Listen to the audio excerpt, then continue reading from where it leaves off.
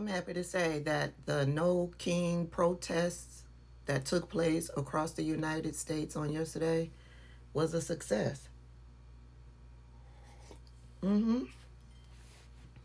This is some snapshots from the major cities. But even in red states, there were major protests happening. Here in Atlanta, a red/purple state, they were popping off here in the state of Georgia. Different areas. Woodstock. What if you're in the Atlanta area, you know Woodstock is a heavily Republican conservative area. They had a huge protest here in Georgia in Woodstock.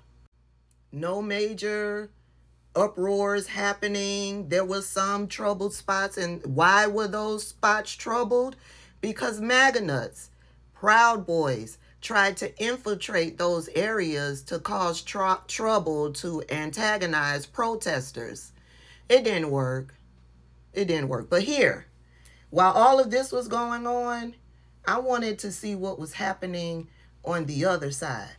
So let's take a look, shall we?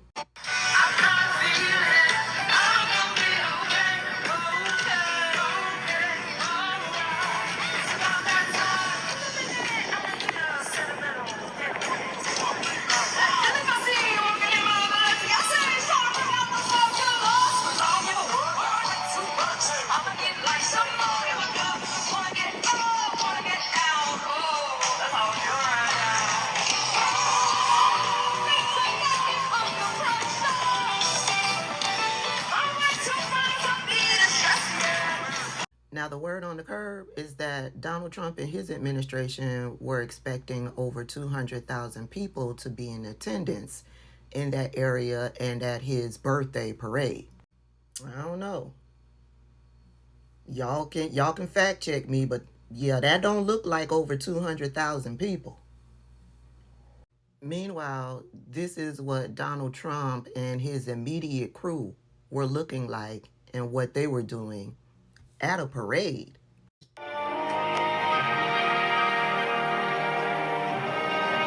1914, years of escalating competition between European alliances culminate in the outbreak of the First World War. Mad the two sides engage in a savage war of attrition, defined by opposing trenches, barbed wire, poison gas, and mass casualties. Y'all put down in the comment section what's going through her mind. Drawn into the conflict in 1917. Despite having less than 130,000 soldiers at the beginning, the army eventually grew to over 4 million, with nearly 2 million soldiers serving in Europe. In 6 months of fighting, nearly 50,000 Americans lost their lives, with another 190,000 wounded. The guns fell silent with the armistice of November 11th, 1918. Pete Hegseth got cussed out before they made it out here.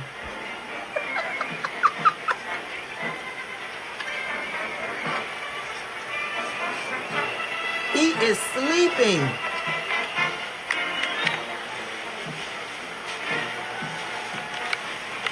We continue on with more USA World War I rolling stock. This 1918 Dodge touring car was part of the legendary 1919 Transcontinental Convoy. 3,251 miles and 62 grueling days across the Lincoln Highway. And remember, no pavement, no GPS, and no power steering. Just grit, determination, and the drive to push. He's sleeping, y'all. He is sleeping. Again, y'all put down in the comments what y'all think is going through Melania's mind. But there's more. While people were gathering across the nation, and in some places they were having a good time doing it, this is the good time they were having over at Donald Trump's birthday parade.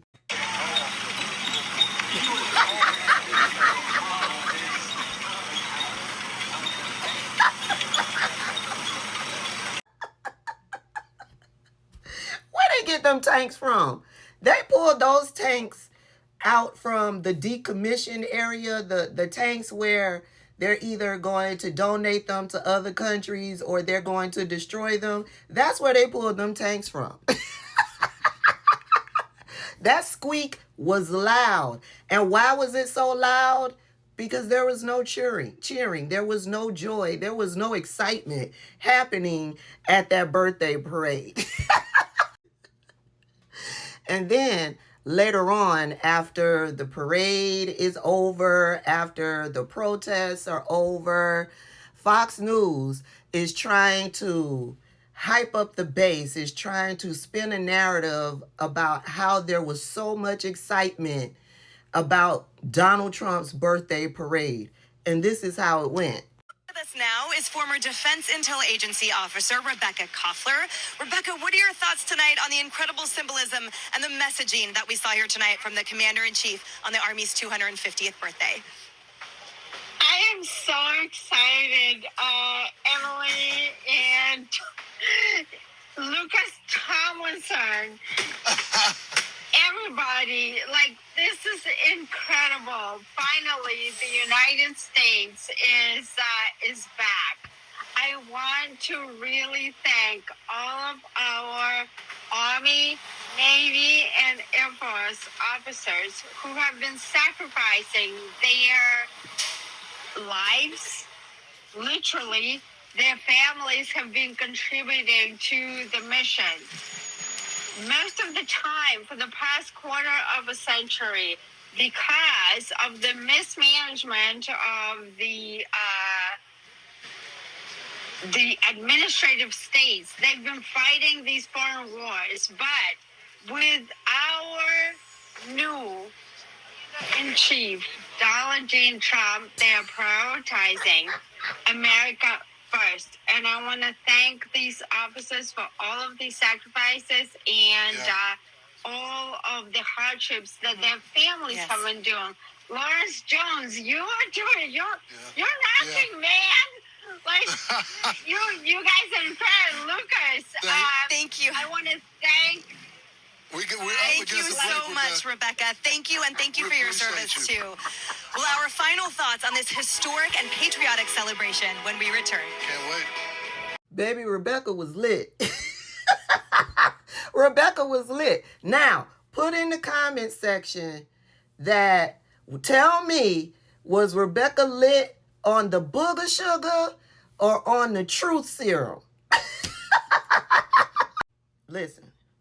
Based on all of the videos, all of the pictures that I've seen, this was fabulous on yesterday. Okay? Y'all need to keep this going. And when it comes to the midterms, all of this energy needs to be taken to the voting booth. All of this energy needs to be taken into the voting booth to make the right decisions. Okay? Okay.